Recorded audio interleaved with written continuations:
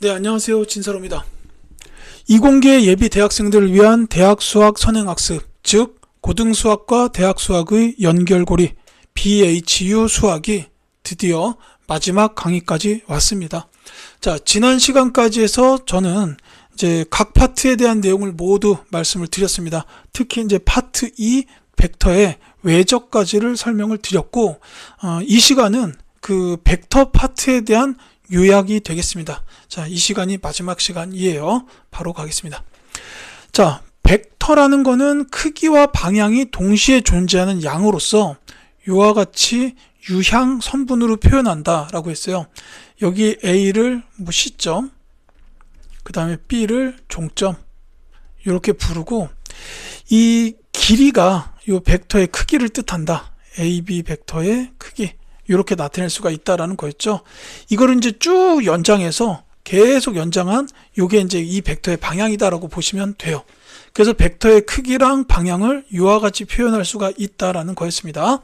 그 다음에 여기서 상등이라는 거는 두 벡터가 같을 조건이에요.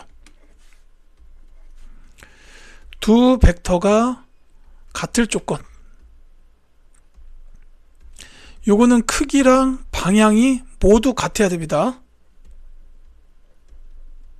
시점과 종점이 같아야 된다는 뜻은 아니에요. 그래서 이게 이렇게 평행사변형이 하나 있었을 때 여기가 A, B, C, D 라고 하면 여기서 AD라는 벡터랑 BC라는 벡터가 요 크기가 같죠. 그리고 방향도 같습니다. 이제 요게 이제 두 벡터 AD랑 BC가 같다, 요런 거고, 이제 여기 이제 역벡터 나와 있지만 요 역벡터는 크기가 같고 방향 반대예요. 그래서 여기서 역벡터는 크기 같고 방향 반대, 크기 같고 방향 반대 관계. 그래서 AB랑 요 AB가 여기 있죠. 이 그림에서 여기서 이제 DC는 같은 벡터고 CD, 요 두 개가 서로 역벡터의 관계라는 겁니다. 이 역벡터 관계가 되고, 이걸 표현하면 AB는 마이너스 CD. 요 마이너스를 붙인다는 게 방향을 바꿔라, 이 소리예요. 그러니까 CD 벡터에다가 방향을 바꾸면 AB 벡터랑 같을 거다, 이런 뜻이라고 이해하시면 되겠습니다. 물론 AB랑 BA도 역벡터죠. 마이너스 붙여야 돼요. 여기 이렇게 이제 역벡터 관계가 된다는 거고, 이 0벡터는 크기가 0이에요. 0벡터는 이렇게 쓸게요. 숫자 0에다가 벡터 표시, 요거는 크기가 0. 그 다음에 시점과 종점이 같다라는 거였어요. 여기까지 말씀을 드리고, 자, 벡터의 덧셈 뺄셈인데, 이 벡터의 덧셈은 이제 뭐 여기서 뭐 A, B, 그 다음에 이렇게 해가지고 BC, 그러니까 AB 더하기 BC, 이런 식으로 하나의 종점과 그 다음 거의 시점이 같은 이 두 벡터를 더해라 그러면은 이 녀석은 바로 이렇게 되는 AC, 이와 같이 나타낼 수 있는데, 이 문자의 구성 잘 이해해 주십시오. 이건 이제 삼각형의 원리라고 부르죠. 그 다음에 평행사변형의 원리, 시점이 같은 두 벡터, 시점이 A고 AB랑 AC가 있었다. 그러면 이때는 이 두 벡터를 가지고 평행사변형을 만들어서 이제 그 나머지 한 꼭지점까지 요 대각선, 요 D라고 하면 요 AB 더하기 AC는 AD랑 같다. 저기서 D는 이제 BAC로 만든 평행사변형의 이제 대각선이다 라고 보시면 돼요. 자, 요게 이제 덧셈 두 가지 방법이죠. 사실은 똑같다라고 말씀을 드렸고요. 그 다음에 뺄셈의 경우에는 시점이 똑같은 두 벡터를 뺀다. 그러니까 AC-AD, 이런 식으로 시점이 똑같은 두 벡터를 빼게 되면 얘는 DC, 이런 식으로 이게 이렇게 연결이 된다라는 거였어요. 그래서 요거는 이제 시점이 같은 두 벡터를 빼서 한 덩어리로 만드는 방법과 반대로 뭐 RT라는 벡터가 있는데 얘를 갖다가 시점을 Q로 통일하고 싶다. 그러면 QT-QR, 이제 이런 식으로 해야 된다는 거죠. 그러니까 이렇게 시점을 통일할 때도 쓸 수 있다라는 거였어요. 그 다음에 실수배라는 거는 이제 이렇게 벡터 A가 만약에 이렇게 있었다.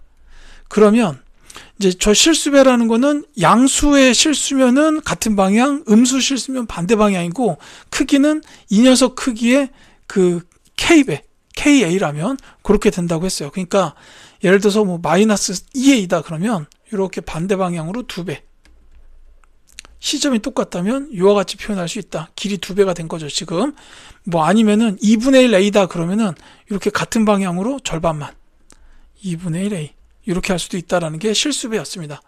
자, 그리고 평행이라는 거는 두 벡터 A랑 B가 평행한 관계를 뜻하는데, 요거는 A와 B의 방향이 같거나 정반대. 이걸 의미하고, 혹은 벡터 B는 KA 벡터. 여기서 K가 0이 아니면 됩니다. 이런 실수배 관계를 만족하는 것도 평행이라고 볼 수 있어요. 둘 다 기억해 두셔야 되겠죠. 자, 위치 벡터라는 거는 이제 벡터의 연산을 조금 용이하게 하기 위해서 시점을 한 점으로 고정한 벡터예요.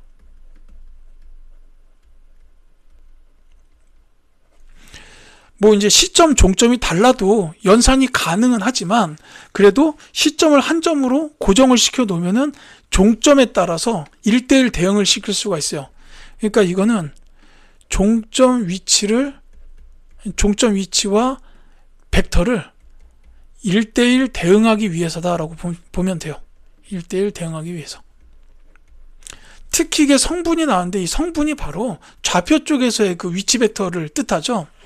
이 성분이라는 게 그러니까는 좌표 공간 혹은 좌표 평면에서 시점을 원점으로 하는 이 위치 벡터의 종점이다. 종점 좌표다.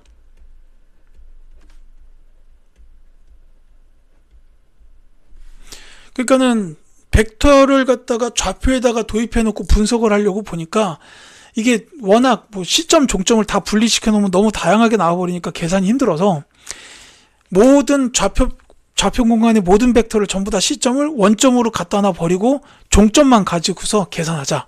이제 이렇게 나온 거예요. 그게 성분입니다. 그래서 이제 벡터 A를 갖다가 만약에 A1, A2, A3 이렇게 쓴다면, 요거는 시점 0,0,0 원점이죠. 그 다음에 요거하고 종점 A, A1, A2, A3 요거에 대한 OA 벡터를 뜻한다라는 거예요. 이렇게 이해하시면 됩니다. 그래서 이제 보통 위치 벡터는 시점을 한 점으로 고정시켜 놓은 건데, 특히 좌표계에서는 원점으로 고정시켜 놓고 종점만 가지고 분석을 많이 해요. 그때 그 종점 좌표를 성분이라고 부르고 이와 같이 표현할 수 있다라는 겁니다. 그러니까 이 성분 표현만 봐도, 아, 이 벡터가 어떤 벡터구나 라는 걸 바로 알 수가 있다는 얘기죠.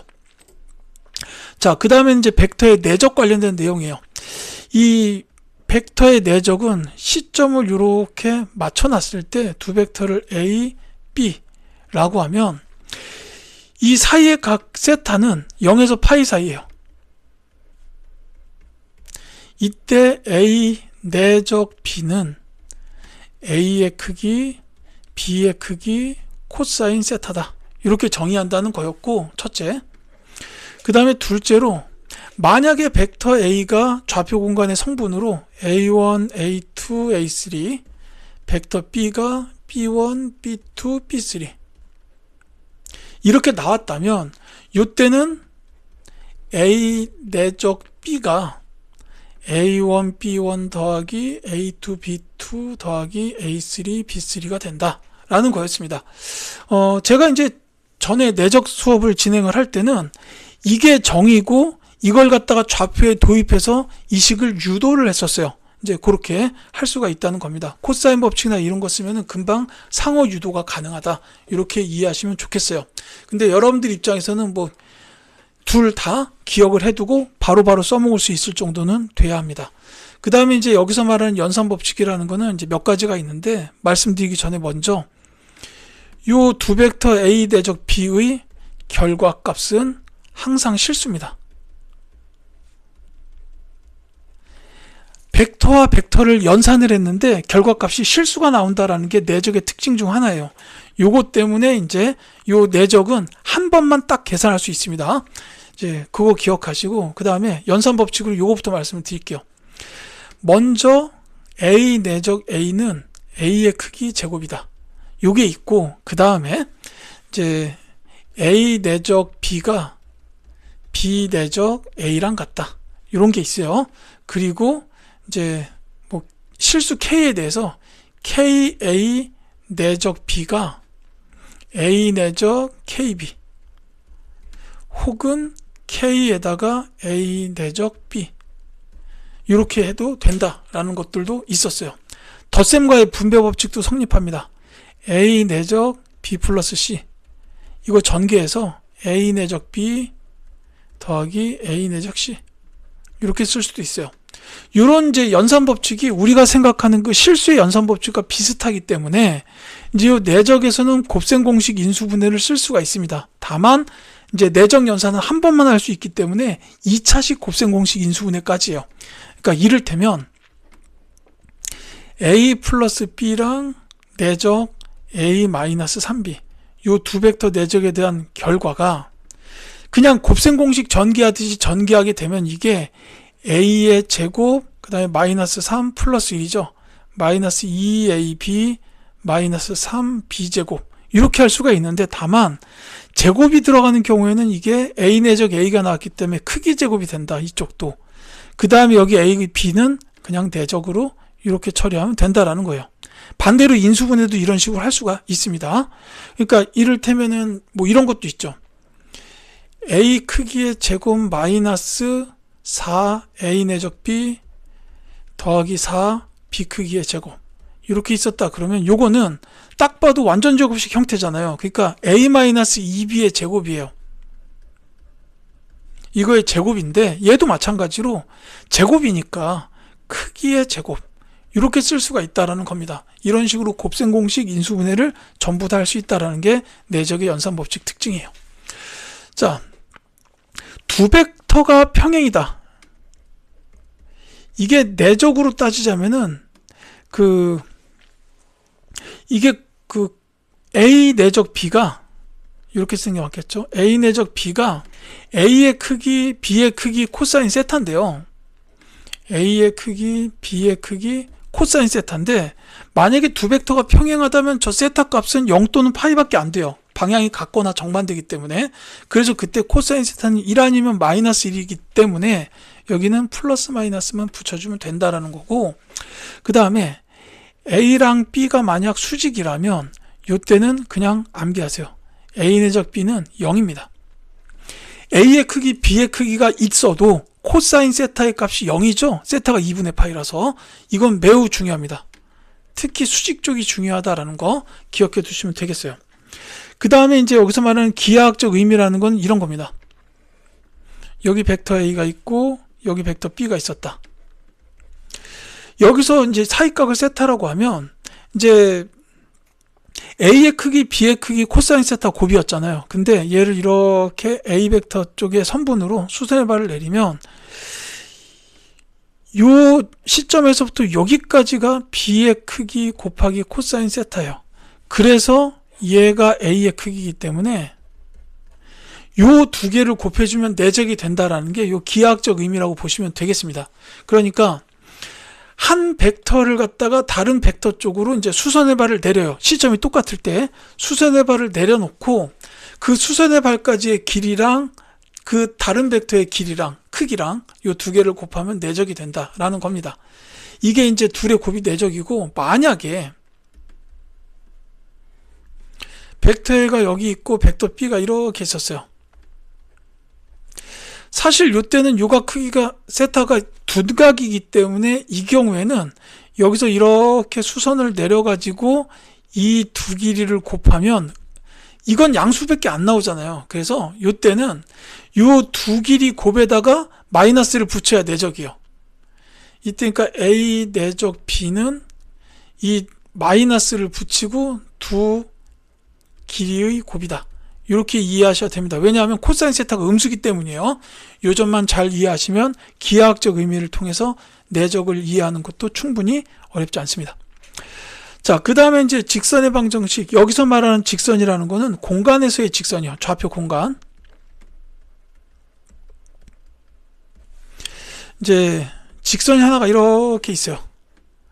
이제 직선 L이 이렇게 있고, 요 L 위에 한 점, 이제 A가 X1, Y1, Z1.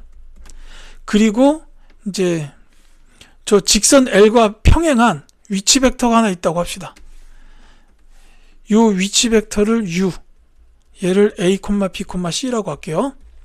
그렇게 했을 때 요 직선 위에 임의의 점 P가 X, Y, Z다라고 하면 여기서 다음과 같은 식이 성립합니다. AP랑 벡터 U가 서로 평행이에요. 그래서 얘를 갖다가 AP는 TU, 실수배, 이렇게 쓸 수도 있고, 여기서 이제 얘를 갖다가 요 괄호는 뺄게요. P 빼기 A, 요 벡터의 뺄셈으로 시점 원점으로 통일한다면 이렇게 쓸 수가 있고, 요 녀석이 TU가 되고, 따라서 P는 A 더하기 TU, 이렇게 표현할 수 있죠. 이게 벡터 방정식이고, 그 다음에 이걸 그냥 식으로 쓰게 되면은 뭐 다음과 같이 됩니다. 그대로 그냥 갈게요. 여기서 벡터 P라는 게 이제 X, Y, Z, 이게 이제 X1, Y1, Z1 더하기 T에다가 A, B, C입니다. 여기서 성분 비교하면 등식 3개가 나오는데 이 세 등식에서 T를 소거시키면 다음과 같은 등식이 나와요. A분의 X-X1이 B분의 Y-Y1 같고 C분의 Z-Z1까지 같다. 이렇게 이제 등식들이 연이어서 쭉 이어집니다. 이게 표준형이었죠.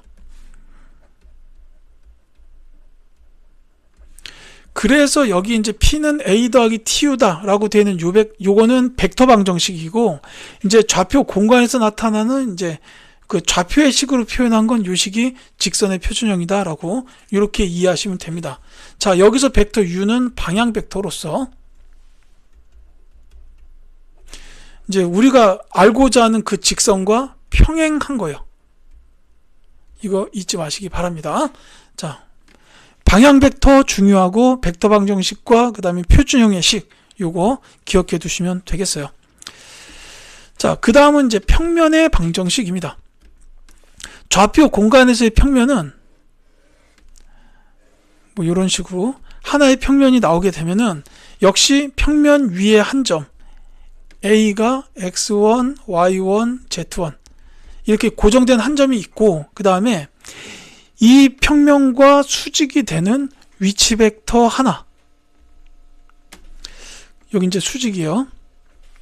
그래서 이제 이 평면과 수직인 위치 벡터 하나의 그 벡터를 H라고 하고 이 성분이 A, B, C라고 하게 되면 이 평면 위에 임의의 점 P에 대해서 이 벡터 AP는 무조건 이 벡터 H랑 수직입니다. H랑 AP가 수직이다라는 거예요. 그렇기 때문에 H 내적 AP는 0입니다. H 내적 AP는 0이에요. 이걸 갖다가 벡터 방정식으로 표현을 하게 되면 이제 H 내적 P-A는 0 이렇게 나타낼 수가 있죠. 요게 이제 벡터 방정식입니다. 그리고 이제 그 각각의 좌표 나타내는 걸로 표현을 하자면 이건 이제 A, B, C 그 다음에 점 P를 X, Y, Z라고 놓으면 요 이제 AP라는 벡터는 이제 X-X1, Y-Y1, Z-Z1 이렇게 된다는 말이죠. 그래서 요거를 이제 내적을 펼치면 A에다가 X-X1 더하기 B에다가 Y-Y1 더하기 C에다가 Z-Z1는 0 이렇게 쓸 수가 있습니다. 요거는 표준형이에요. 표준형.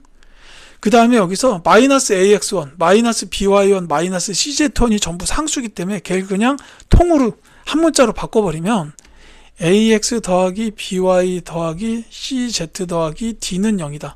이런 표현도 쓸 수가 있습니다. 이건 일반형이었어요. 이렇게 이제 둘로 구분이 되고, 또 한 가지 더 말씀드리자면, 점 x1, y1, z1과 여기서부터